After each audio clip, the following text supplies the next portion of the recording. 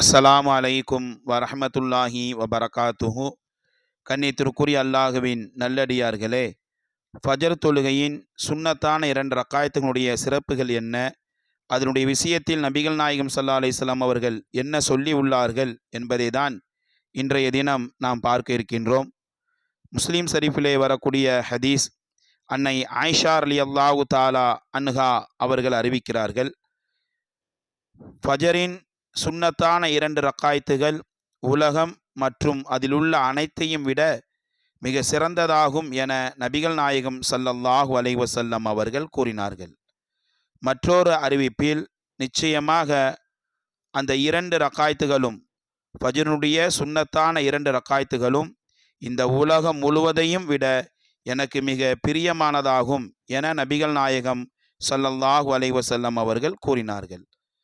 இந்த உலகத்தை விட சிறந்தது, இந்த உலகத்தை விட மிக பிரியமானது நபிகள் நாயகம் ஸல்லல்லாஹு அலைஹி வஸல்லம் அவர்களுக்கு ஃபஜ்ரினுடைய சுன்னத்தான் அந்த 2 ரக்காயத்துகள் தான் இருந்திருக்கிறது.